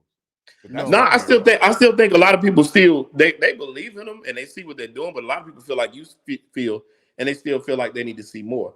People are saying that Dallas has the formula and the upside, and they even have more upside than Philly. Philly. I hear all the time, which means a lot of these people are expecting them to beat Philly and overtake them to win the Super Bowl. If you look at ESPN's poll, I don't know if I showed y'all this, but ESPN's poll had Dallas winning by over 50%. And the Eagles were way down there. So everybody's expecting Dallas to be that team. So still more expectations are heaped on Dallas than it is on Philly. So it's even less pressure and more of a chip for Philly. And Ken, the only reason I disagree with you about Jalen is if it was just a scheme, they'd be doing it one way. And what I mean by that is, either it'd be a prolific ground attack, mix in a little passing, or a prolific passing attack, mix in a little run. But they're doing it each and every week a different way they're winning the game. So it can't just be scheme at that point. At that point, it has to be execution. And those are the two differences. If it was just scheme, when we talk about scheme. I don't know where we got on this question. No, all we got on this about. We got on this because y'all are underrating how much people are looking at Philly this year. We got on this because it's a disappointment if they lose. No, they got the best record in the NFL. It don't matter. Nick, we're professionals to a degree, right? Like we're professionals. We got a professional setup. We talk to people on a weekly basis. Just get to the point. Yeah, I don't know what he's doing. Vegas is the top of the top when it comes to expectations. They set or they understand what the expectation for all of these leagues and all of these sports teams and all of these individual players that we're talking about. And Vegas has the Cowboys as the NFC favorite. So what does that mean to you? What does that mean to you? What do you mean? Who do that? I mean, I'm being hyperbolic, but it's just like Cowboys get this type of attention every damn season. I was saying, what does Vegas mean to you? So what Vegas means to me? Right. Exactly, they're usually right. Okay, so the house. Do you know who Vegas has coming out the AFC? No. The Bills. Right now, the Bills are favorite. Okay, so do you agree with Vegas on that? That's why I picked at the beginning of the season. So you think the Bills are going to come out the AFC this season? That's why I picked at the beginning of the season. Right I now, ain't they're changed. most likely they're the number 1 seed in the AFC. We've been saying that. Even though you've already admitted that Kansas City is the best team in the AFC. I said Pat Mahomes is by far the best player. Wait a minute though. We've all said up here, if it has to go through Buffalo, then Buffalo is the favorite in the AFC. We sit up here and said that. That's a big ass if. They just got the number 1 seed last week. AFC, but I'm talking about, to your point, they're number 1 in the AFC. That's why they're Super Bowl favorites right there. If they go down to number 5, then we ain't talking about the same things. But they number 1 in Ain't Vegas. that anybody? No, it's Buffalo. Because Kansas City can do that from 1 or 5. It don't matter. Nah, I don't know about that. We see what Kansas City like on the road. Hey, I don't know. I was in Cincinnati, my boy. Kansas City don't look the same. The reason it ain't Kansas City in Vegas is because they ain't sitting at 1. Buffalo looks different at home, so they're gonna be the favorites in Vegas at 1. Well, let's move on to Week 17. We're discussing a lot of the AFC East because they probably have the most interesting division when it comes to these playoffs. So that's why I bring this up, because we have in Week 17 we have the Dolphins in New England. FIFA, who are you picking? Mr. Miami. We can't pick them games that far out, Nick. Yeah, he's going 3 weeks out. It's hard to pick that far out because you need to see what happens. If we don't meet again, we can revisit. But I'm just saying, based off of what, so all of these are tentative picks. Well, not week. Now we should stop there though. We can still pick in the chat, but to pick now for 3 weeks from now, we just seen what happened in San Francisco. We just seen what happened in Arizona. We can't pick the winners from 3 weeks from now. That's too far away in the NFL. Too many injuries happen. We can revisit. I said we can revisit. These are the biggest games. This is if we don't meet again. Because y'all are saying all this shit, but we can. But what I'm saying is, even if we don't meet and somebody gets hurt or situations change, it's hard to say. It's week to week in the NFL. We'll come back on the 3rd, on January 3rd, and we'll if things change, we'll change things. But that's what I'm saying. I'm going right now based off what the people want to hear, and these are these picks. So Shelton, I don't need you to ask. So I don't need you to do the fence shit, because I'll correct it on the other. Have I not corrected it when shit changes? Right. When shit changes, we'll take things off. You said if things change, we'll change things. I'm just saying it ain't that deep. I'm just asking you, who do you think will win against the Dolphins and the Pats? What win? Week 17? Yeah. That's what week again. I did ask what week, man. That matters. We can revise it if we have to revise it. He don't want to get in week 17. He don't want his record. His record won't be tarnished. If anybody gets hurt, we'll change the thing. But if not, then we're gonna keep. I'll answer. Give me the Patriots. I'll take the Pats too, because they're gonna probably have to win this game. I'm taking the Dolphins. You said who's at home? The Dolphins. The Patriots are at home. Oh no, yeah. Patriots at home. Yeah, give me the Dolphins. Who you got, FIFO? I said the Dolphins. Dolphins. Up next, we have the New York Jets in Seattle. Could be for Jets. Win to get in. Mike White. I fuck with Mike White. Y'all bet on White. I'll bet on Mike White. Give me Geno. Yeah, give me Geno too. Give me Geno as well. I can't believe y'all, man. They're at the crib too. Bro, you already know, bro. You put sauce on anything, bro. It's gonna be good. What? Did you just make that up? You can put sauce on anything. That's a good shirt, man. I'm telling you, he gonna sauce on anything. He got about 5 sponsorships after this season. I guarantee you that. He in New York, of course. Man, I'm not gonna front, man. Like I was telling my wife, because my wife don't know players like that, and I'm like, babe, like look at this dude's name. I'm like, that shit is hard, man. Sauce. Like if you name your kid sauce, he had to do something. He had to make it. And he a corner too in New York, bro. Number 1. Man, that man could have worked at Burger King. The marketing ball, it's out of the park. Putting sauce on anything, you could put like a wide receiver name. Put sauce on anything, bro. Hey, hit us up. Hey, he locked up Diggs last week. Like, Diggs was locked up. I'll have a T-shirt with all their names at the bottom and just the sauce. Yep. Just put sauce on everything. Like a po' boy. Yeah, he got them niggas in the butt. Hey, put some sauce on that. Speaking of nigga with sauce, we have arguably a potential AFC championship matchup. Definitely an AFC playoff game matchup. The first of its kind, too. Week 17? Week 17. We have the Buffalo Bills going to Cincinnati to face the Bengals on Monday Night Football. Buffalo might be resting, right? Possible. But hell no, not for the number. If they want to secure the number 1 seed because they lose to the Bengals. If the Bengals keep winning out, if the Bengals win out, they get the number 1 seed damn near, basically. But they have to beat them to win it. Mm-hmm. See, that's a big if, though. Yeah. What you mean is a big if, Sheldon? If the Bengals went out. You know who got you know what the Bengals on, what win streak they're on right now? About 5 games, boy. Can you say the same thing about anybody else? Nobody right now, no. That's it. Who you got then? Buffalo in Cincinnati. Yep. Give me Joe Burrow. He trying to say his name, bro. Yeah, because he was talking hella shit. Remember, he used to say Herbert was better than that nigga, and Joe Burrow was none of that shit. Oh yeah. Yeah. Oh yeah. He admitted he was wrong, but yeah, I remember. Oh yeah. Not. Hey, I've been right more than I've been wrong, though. Hey, don't 100. 100. Maybe in these picks. Buffalo, Cincinnati. I said Buffalo. You ain't shit. Who you got, Ken? Who you got, FIFO? I'm gonna go Buffalo for right now.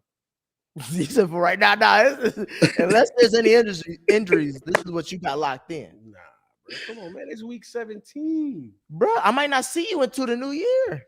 I gotta see week 16, bro. I gotta see how these teams are playing. I gotta see if Buffalo's taking their foot off the gas. Like, there's a lot of nuance. Buffalo Ben took their foot off the gas. I could have told you that about 3 weeks ago. Stop being disrespectful. What you mean? If they already locked up the AFC, then they're not locked up shit.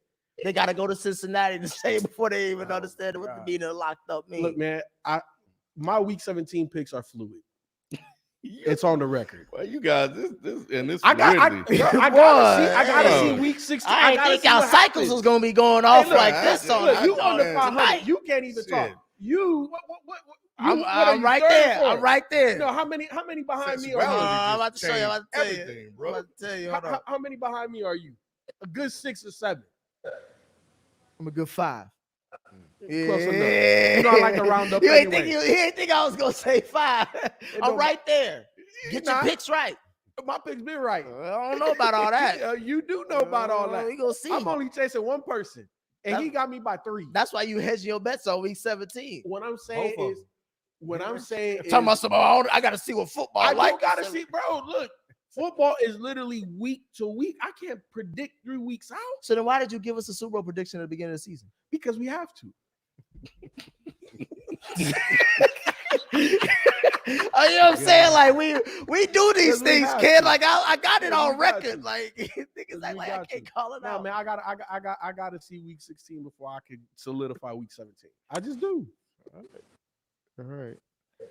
Well, that's our picks for. Let's put an asterisk on our picks for the year. Yeah, for week 17, I'm cool with 15 and 16. It's a fluid list. It's a they-them list. It's all kind of list. What's your they-them list? I'm good with all my All right, go ahead. You got your list FIFO queued up. Go ahead, run it down. Because we're gonna the next time we come back, we'll do it after the Monday night game. You know what? I think FIFO. Let me just upload that as a 365. All of these? Bro, you can't go through it that fast. I can. It's like 30 minutes left in the I can go through it quick. All right, man. Yeah, exactly. You could have did the same thing on the video. Nah, I don't feel like staying and do extra, man. All right, man. I just do it right now. Ahead. Look, I'm gonna start with the DBs. And obviously I kept it the same way that I did it last time. So safeties and corners are in one group. Okay. DBs at number 5, I got Talanoa Hufanga, safety from the 49ers. At number 4, I got Minka Fitzpatrick. At number 3, I got Tariq Woolen. At number 2, I got Darius Slay. At number 1, I got Sauce Gardner. Pass rushers, at number 5, I got Myles Garrett. At number 4, I got Matthew Judon. At number 3, I got Max Crosby. Number 2, Micah Parsons. At number 1, Nick Bosa. At quarterback, I'll leave quarterbacks for last. At wide receivers, at number 5, I got AJ Brown. At number 4, I got Justin Jefferson. At number 3, I got Stephon Diggs. At number 2, I got Tyreek Hill. Number 1 could be a little bit controversial, but he leads the league in touchdowns. Travis Kelce. Running backs, at number 5, I got Derrick Henry. At number 4, I got Christian McCaffrey. At number 3, I got Nick Chubb. Number 2, Josh Jacobs. Number 1, Saquon Barkley. And I know Saquon's no Miles Sanders. Nah, I took him off. Oh. All right, quarterbacks. At number 5, I got Justin Herbert. At number 4, I got Josh Allen. Number 3, I got Jalen Hurts. At number 2, Joe Burrow. Number 1, Pat Mahomes. Hey, Spike. Who's the 5 rushing leaders? Y'all, because you come from me, I gotta respond. Name the top 5 rushing leaders year to date right now. Josh Jacobs, Derek. Luckily, I got it pulled up. You see this? Thank crazy. You. Go ahead. Let me hear. Let me hear it. I knew you would ask. You're in one. Let me hear it because I ain't got it pulled up. Derrick Henry, Nick Chubb, Saquon Barkley, and Dalvin Cook. Dalvin Cook is not number 5. You better go back and you better go back and do your research. Miles Sanders is 5. Yeah, and now tell me, do the touchdowns in the order. Ain't no need to do all that. All right, well, he's up there. So if you lead me yards, Jamal Williams got 14 touchdowns. Who knew that? Yes, Jamal Williams. Yeah, he get all the close carries. Totally irrelevant. Nick well, I'll save you the trouble. I'll save you the trouble. Miles has 12. He got 11. Which is more. He got 12. Go back and look at it. Go back and take a look. It's 12. You're talking about rushing touchdowns. Are you talking about overall 11 touchdowns? 11 rushing touchdowns. He got more. How many Saquon got? Look at that. He went from 12 to how many Saquon got. It don't matter where. It don't matter. What is Saquon got? Saquon got 8. He got 12 touchdowns. So look, Miles Sanders, when we did it, what was it? Week 3? Like yes. It was like week. What was it? Week 6 or something like that. Okay, so Miles Sanders was there originally for me. I took him off. Oh, I didn't expect him to be there. Okay. No. I know. I know how Shelton is. I'm just adding to. I'm putting sauce on it. That's all I'm doing. Mm-hmm. The reason why I took him off is because the advent of Jalen Hurts. Jalen Hurts is taking more of that offense. Now, I'm not saying Miles Sanders, is chop suey out there. I'm not saying that, but this has been more Jalen Hurts centric versus where it was at the beginning. Yeah, it was more Miles Sanders, run game pounded, and now they're using him less, and they're still more successful or as successful. That's true. It is more on Jalen Hurts' shoulder now. Okay, so he sounds like you were last week, man. And the same thing we would tell. No, FIFO. That's true, but that's all the more reason why I put him up there because of the fact that he has probably half the carries of Saquon, yet he has the same amount of yards and more touchdowns. Remember when we first did the list too, you agreed that even though Saquon didn't have the most rushing yards, the way that they utilize them in the passing game and the other things I took that into consideration too, even putting in his passing totals because Saquon has not scored a touchdown. I didn't realize that. I thought he was killing him on the passing side, but he only has like 100 more yards in passing. So in saying that they're a lot closer than you think with the amount of touches that one gets as opposed to the other one. So in saying that one, that's why I ranked him up there. I ranked him 4th actually. Okay. So another thing that I took into consideration too is what the hell do they have over there in New York?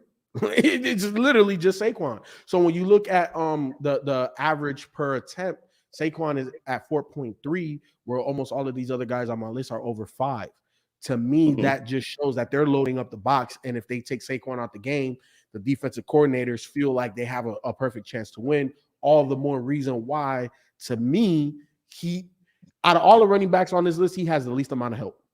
And we know that it's easier to shut down a run game than it is to shut down a crazy passing attack. So, and he doesn't have, it's not like they have like a true number 1 and no quarterback. Like, it's literally just Saquon. So to me, that makes him more valuable on the list. Just in my you can look at it both ways. Like I said, I see what you're saying, and that's exactly right. It's just I could say the other way, like this dude don't get no touches. So there's no reason he should be even at this point. If he had 800 yards, this would be a successful season for Miles Sanders. But to be over 1,000 and have as many touchdowns as he have, and Jalen Hurts doing all that he's doing on the ground as well, is to me commended. And that's why I put him at 4th, along with the fact, like I said, he is 5th in the league in rushing right now. That's saying a lot. That's saying a lot with that amount of carries. And that's really the only thing for me is I looked at how many times he's been able to touch the ball as opposed to some of these other guys. and the fact that he is still putting the ball in the end zone for 6 instead of ain't no selling for field goals. He's gonna score a touchdown. So that's why I give him credit. On the running backs list, because I remember, especially you thought I was crazy for putting Josh Jacobs on there at the time that I did. Did you put Josh Jacobs on there now? Oh, he's number 1. Everybody had him number 1. Yeah, he's number 1 right now. Yeah, except for you. Yeah, I put him number 2. But I'm just saying he was on my list even the first time. Y'all thought I was crazy. I had him on there. I gotta revisit that conversation. Ken, what's up with these super chats before we get up out of here? All right. Devontae, if the playoffs started today based on rankings, which QB would have the most to prove in the playoffs, NFC, AFC, and overall? Josh Allen. I was going to say Josh Allen too. Great answer, and that's exactly who I would say is because he's expected to take the throne from Patrick Mahomes. That's all everybody been talking about all year. Like y'all say, that's the one who they actually anointed to be that guy over even Joe Burrow, which is crazy to me.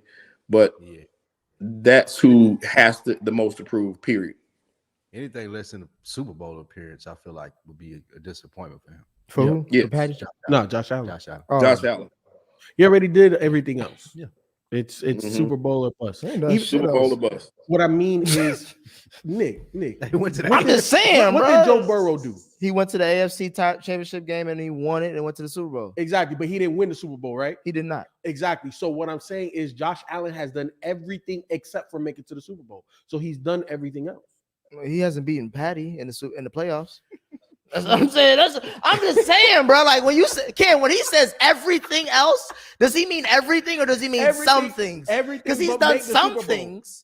He hasn't done everything. Everything but make a Super Bowl. That's the only thing. Everything but beat Patty. That's the first thing. No. Because he can't. Because if he don't beat Patty in the playoffs, he can't get to the Super Bowl. But we don't even. He didn't even get to the championship game until he try to beat Patty. All we know, it doesn't matter what team is there as long as he makes it to the Super Bowl. That's all Josh Allen needs to do. Yeah, and on the AFC side, it's still Dak. Like I said, for me, and the only reason it's Dak for me, like I said, is because NFC. The NFC. I'm sorry, NFC is Dak, and the only reason, like I said, it's still Dak for me is because of all the expectations heaped, and the fact that he's been to the playoffs so many times without success. And he's supposed to be the one to lead him over this time. Go ahead. Yeah, without success, Dak been to Super Bowl. Winning a playoff game is successful, right? I mean, one could argue, but I can see Jalen Hurts has been to the playoffs. If you've been in the league, how many years? I'm just saying. We're talking how about many years has Dak been in the league, though, Nick? Huh? How many years has Dak been in the league?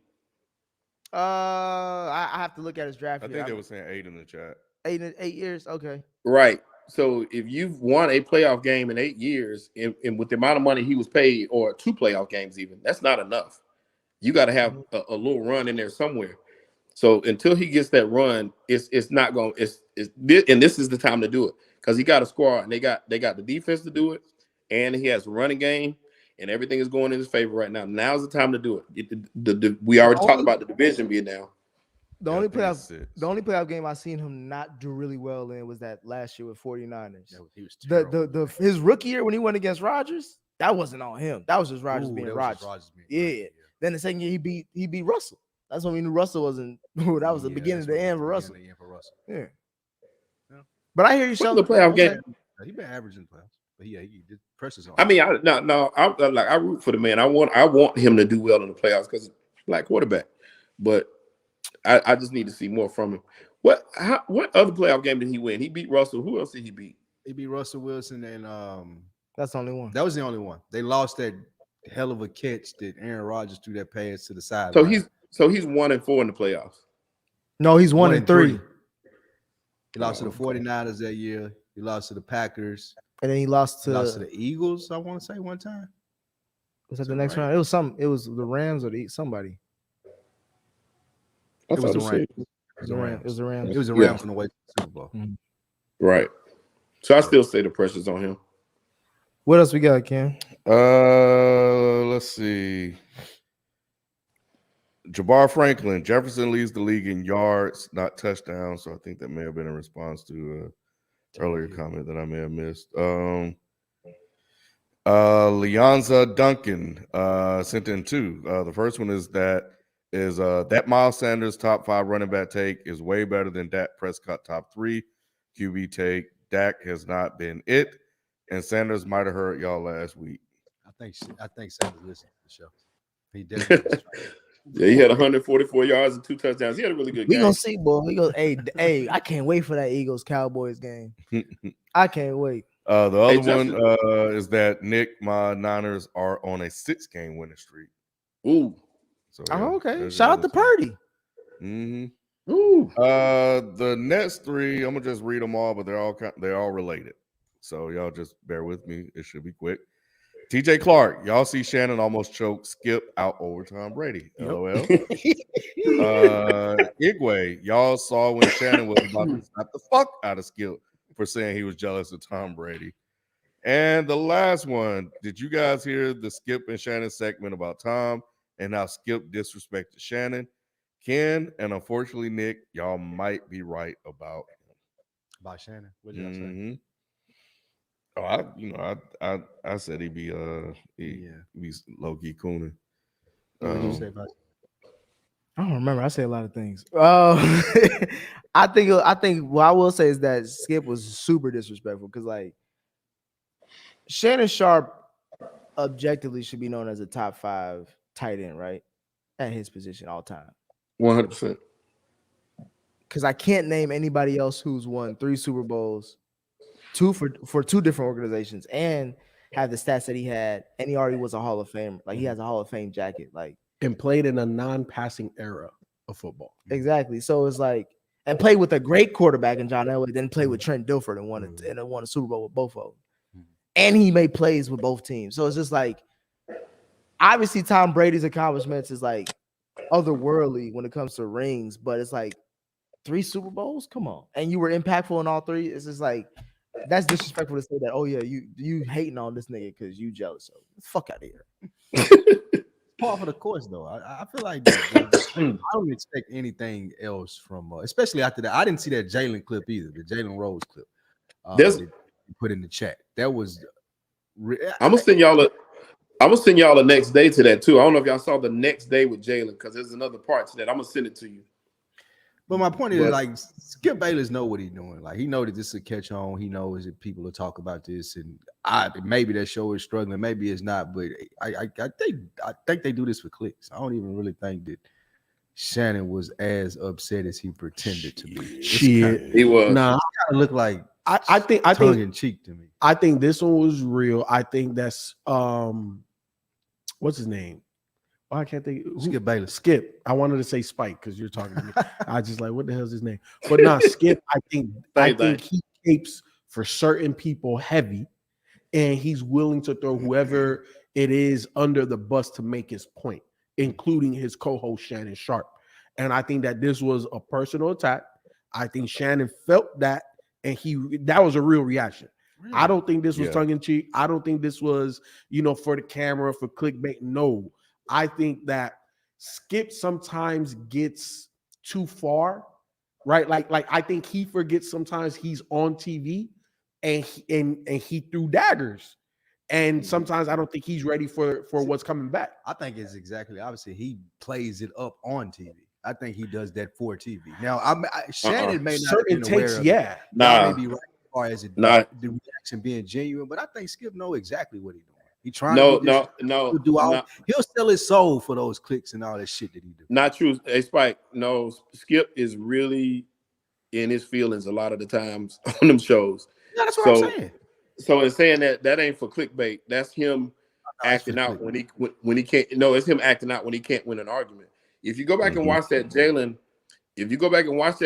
tape, Jalen was tearing his ass up. He was tearing him up.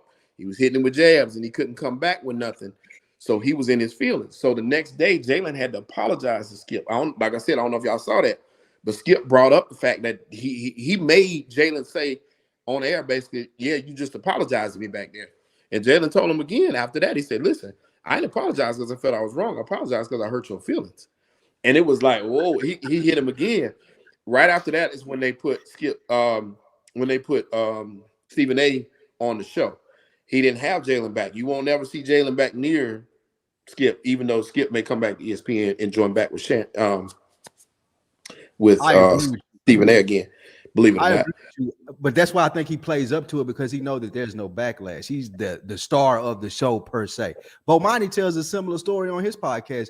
They stopped letting Bomani come on First Take. They did. Skip Bayless 1 or 2 times, I'm not sure, and they asked him like, "You can't come back." Like the producers of the show told him. Skip specifically said like, "Nah, we're not having Bomani up here anymore," because he went up there and kicked his ass. So I think that Skip plays into this, and then if he gets pressed or pushed, then he can get you removed or taken away. So I think that he does this knowing that he won't ever get any real backlash. If Shannon had to smack the shit out of him, like they said in the chat, then maybe he would stop. But he hammed this up because he know ain't nothing gonna happen to him. I agree with Shelton. I think that was real. Skip got in his feelings and he took shots. Skip hates when people talk shit about Tom Brady or anybody he loves, and he's willing to go low to prove his point.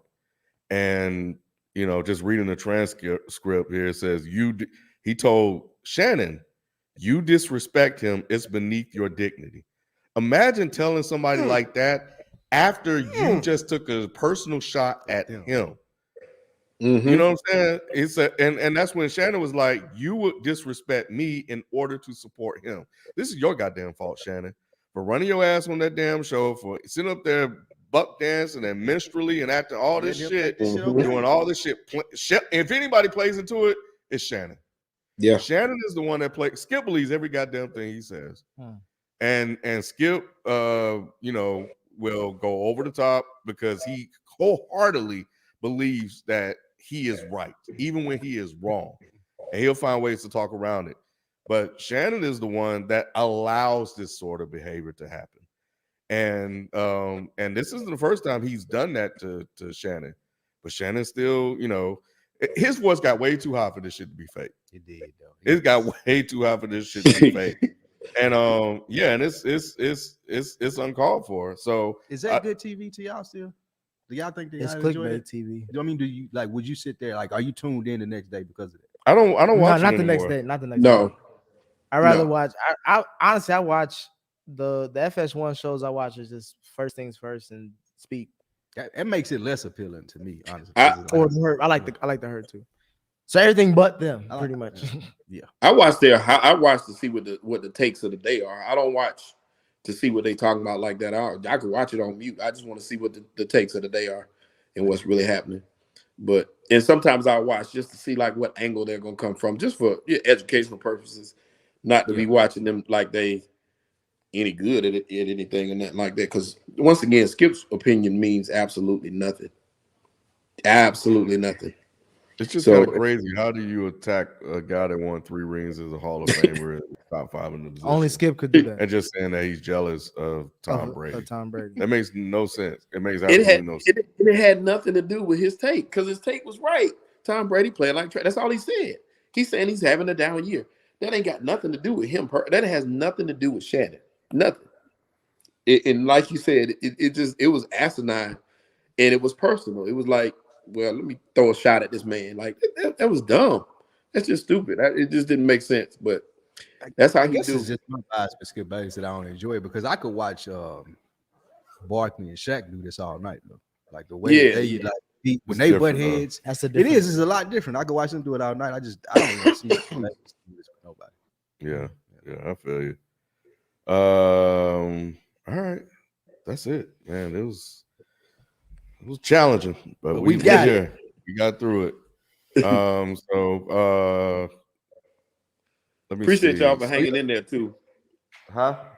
I was telling the people I appreciate them for hanging in there as long as that's definitely love and support.